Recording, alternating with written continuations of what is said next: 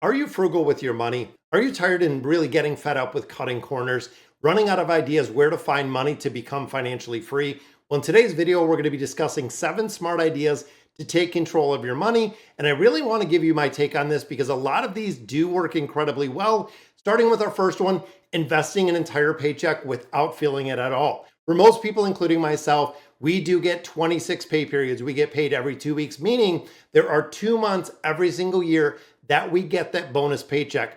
A lot of people earmark it to repay bills. A lot of people use it to try to catch up. But if you use this with your 2-week pay schedule, knowing that 1 week you're going to pay the mortgage, you're going to pay a majority of the bills, the second paycheck, you're going to pay everything else. That means twice a year getting that bonus check, you could use this entire bonus check without even feeling it with your budget. When you start looking at your January, February, March, you might only get 2 paychecks, but that month that you get a third one, that extra check, put it on the calendar. This could be investing that extra paycheck, making an extra car payment, paying off some bills, putting it in a savings account to build that emergency fund. These extra paychecks will immediately help in a major way. Now, the second one we look at, declare a no spending day or a no spending week. This is something that I have personally done. And honestly, it takes the stress out of spending anything.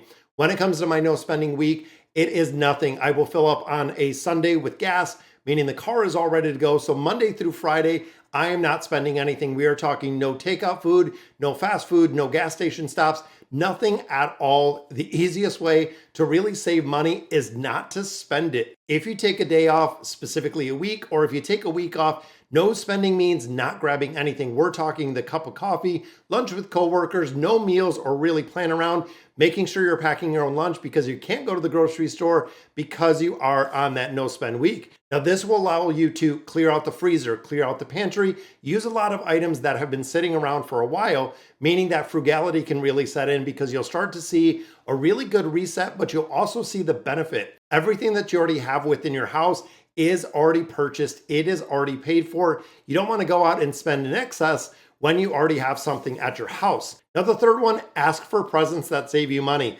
This took me a while to get a hold of. So if friends and family are asking what you want for your birthday, what you want for Christmas, never feel embarrassed to think about your financial success and think about the path that you're on.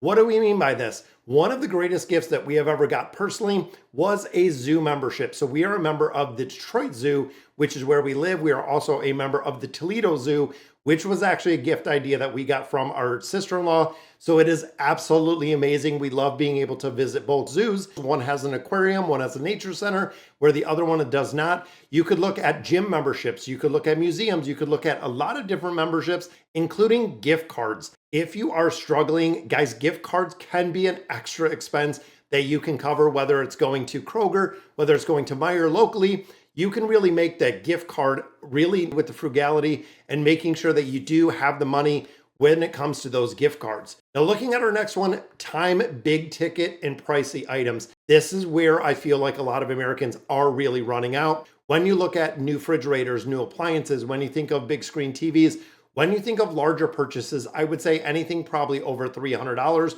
could be ticketed as a big ticket item. There are specific times when they are going to be a lot cheaper. When we start looking at Super Bowl parties in February, that is a really good time to buy TVs. And if you start looking at, back to school, if you look at Black Friday, if you look and if you can save money for that specific time, let's say knowing you need a TV, let's say you need $500, $800, whatever it may be for a TV, you're going to have a multitude of months to put a little bit of money away. That way, when it comes to make that big purchase, you already have it ready to go and you have the money set aside. This keeps you from borrowing money. This keeps you from going back in debt. And I don't want you to use credit cards for everything because when it comes to high interest debt or when it comes to bad debt, it is super expensive. Now, there are a lot of sites that talk about the best time to buy anything, whether it's at grocery stores, whether it's different sales cycles, whether it is specific days of the month, even looking at auto loans when it comes towards the end of the month and dealerships want to hit a quota. A lot of times they'll incentivize just a little more to save you a little bit more money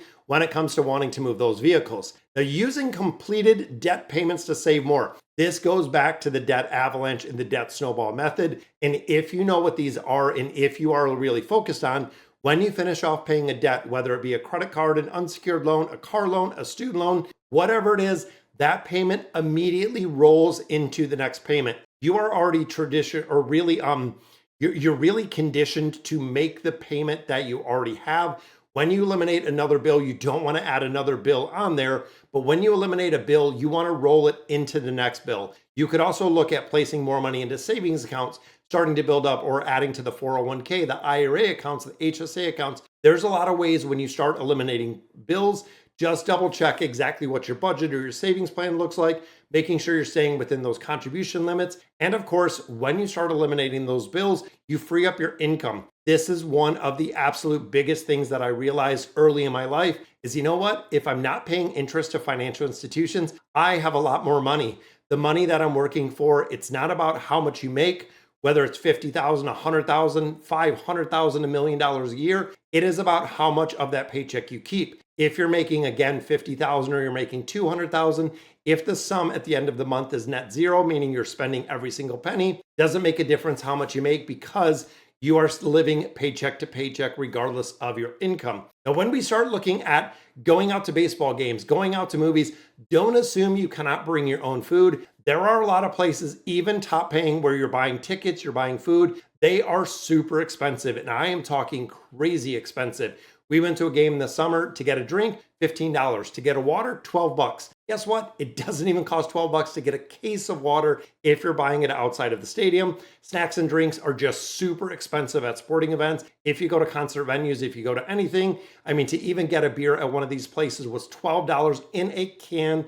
We're talking a regular 12-ounce can was $12. You are paying $1 per ounce that is in that can, which is kind of crazy. So do your research before you go to the movies, before you go to the game. See if you can bring anything. And we actually have a local team here, which is in Jimmy John's Field, but it's very cool because it's a local team and they do allow you to bring things in there, meaning you don't have to pay their absorbent prices. You can go ahead and you can enter there. And the last one I'm going to do for you guys, buying gift cards. So if you don't know this little life hack, this little frugal hack, buying gift cards and budgeting with gift cards really limits yourself to what you have available. Me personally, there is a multitude of ways. Now, if you're familiar with my channel, I do play mobile games, and you know what? I get my gift cards on a discount. So when it is a $100 gift card, I buy them right around Black Friday. You get $15 off. That takes it down to a much cheaper price tag for that gift card. In addition to that, I get my 2% rewards from my card. If I buy them online, I can use Rakuten or a couple other sites that are going to give me more money back from Target. So I'm getting a free $15 gift card. I'm getting some rebates or some rewards from my card. And I'm also getting cash back for purchasing at the store, which is kind of crazy because you can start stacking this up. Meaning when you're buying a $100 gift card, it is not going to be $100. Now, when you start looking at some discount clubs, we're talking BJ's, Costco, Sam's Club. If you're planning on something, let's say you're going out to a movie, you can a lot of times you can buy gift cards or buy gift cards as sets, knowing that you're prepaying for the expense and knowing how much you have on that card to use, meaning that you already have it set aside. You don't have to splurge for purchases. Really, once your gift card is spent, that's it. You're not shelling out any more money because you know the cost is over there, really giving you a huge impact and a real control over your money itself. There you have it, guys. That is covering 7 smart ideas to really take control of your money. Let me know in the comments what you guys think. And as always, thank you guys for watching.